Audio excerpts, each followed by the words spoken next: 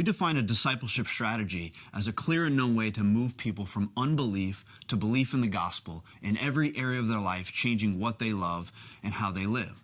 So what that means is one of the most essential parts of discipleship is gospel-centered discipleship. How do we help people believe more in the gospel in every area of their life? I want to share two thoughts with you that I think are essential in discipling people in the gospel. The first is helping them understand the problem. Now, as Christians, we oftentimes focus on behaviors. We think that the problem people have is with the sinful behaviors in their life, and the goal is to help them become less sinful in their behaviors. And oftentimes the people that we're discipling can think that about themselves and think that their main problem is the bad things that they do. But it's important in gospel-centered discipleship to help them understand the root of the problem that we all have within our human hearts. And one of the terms that is helpful for me in disciple making is the idea of idolatry. And in fact, helping people understand that every human heart tends to, at the core of our broken and sin, worship some sort of idol. Tim Chester in his book, You Can Change, talks about four main source idols that every human heart tends to worship. One is power. And these are people that tend to look to positions of power and authority over other people to give them a sense of value and worth. So many of the things that they do in life will be to position themselves in places of power, because the more power they have, the better they feel. Some maybe worship the idol of approval. And these are people who look to others to give them a sense of worth and value through their approval, their affection. They want people to think highly of them. Many of us as pastors or preachers, every week on a Sunday morning or a Wednesday night in youth ministry, we get done this sermon, and our hope is that people think we did a great job. And if we're not careful, we can look to approval to give us a sense of worth and value. But other people may tend to worship the source idol of control. And in their mind, the more control they have over their life and the circumstances gives them a better sense of worth and value. So for some of us, it's the number in our bank account. And the higher that number is, all of a sudden we feel safer, we feel more security, we feel a higher sense of control. And our very identity is found in that idol of control. Still others may worship the idol of comfort. And these are people who feel a higher sense of worth and value if they can simply avoid pain and discomfort in their life. So these are people who tend to be filled and consume their life with Netflix or maybe drugs and alcohol, could be even overeating or exercise, but it's anything to numb the pain and to not have to face some of the challenges and difficulties in life. The reality is every human heart tends to look to one or multiple of these four main source idols. And out of these idols, both our good behavior and our bad behavior are rooted. So if we're not careful, we can simply focus on discipling people into behaving better without ever touching in to the root idols of their heart. The problem with that is just changing someone's behavior without affecting the root idol in their life won't actually help them in the long run. We may change their behavior to look differently, but if we've not dealt with their heart source idol, we've not actually helped them to believe more in the gospel. We've just helped them to behave differently. So the first thing we got to understand is the problem, and we have to help people understand the problem as well. And I would encourage you to do that through using the idea of idols. The second part of gospel-centered discipleship is helping them understand the solution.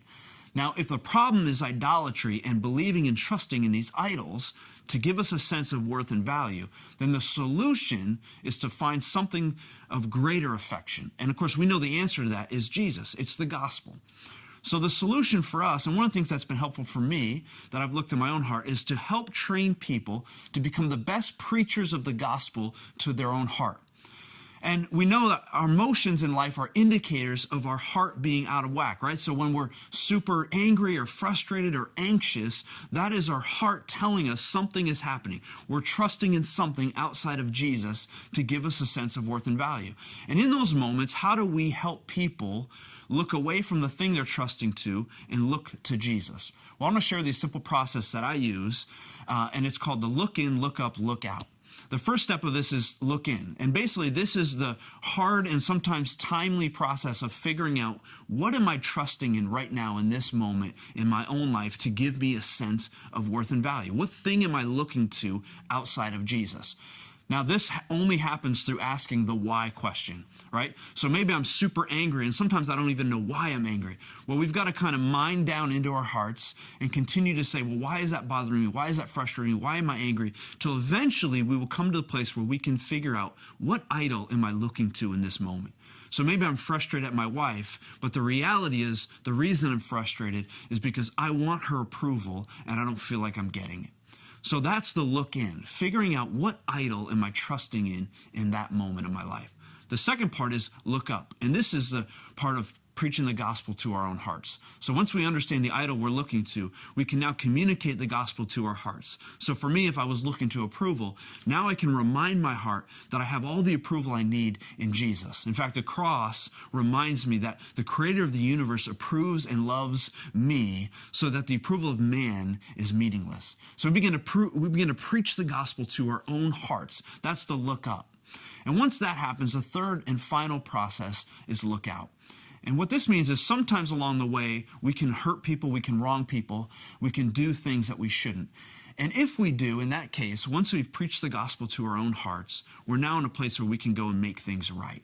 And so I remember a story with my wife and I, where I was really excited about doing the dishes and making her day better. And so I worked hard. I cleaned the house. I did the dishes. And I remember she came home and I was expecting this big reaction. I was hoping she was going to walk into the room and say, "You're the greatest husband in the world. You're unbelievably amazing. And you're handsome too." And she walked in and she had absolutely no reaction. And I remember all of a sudden becoming angry at her. But in the moment, I couldn't tell you why I was angry. I just knew I was angry and frustrated.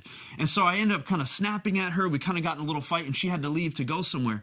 And I remember she walked to the house. I'm going, what happened? Like, I don't even know why I was angry. And so I did this process in my own heart. I started by looking in and realized I didn't really do the dishes for her. I did them for me. I wanted her to come home and give me approval. I wanted her to come home and say, "You're such a great husband. Thank you so much." And once I recognized that I was looking to the heart idol of approval, I then preached the gospel to myself and reminded my heart I didn't need that in order to have value and worth. And then lastly, now because my emotions were better, I understood who I was in Jesus, I was able to make it right. And when she came home, I was able to apologize and restore the relationship. This has been a huge, helpful solution in my life. And I want to encourage you, as maybe you're discipling people in the gospel, helping them understand the problem is the first step, but the second is helping them understand the solution. We all worship idols, and our solution is the gospel.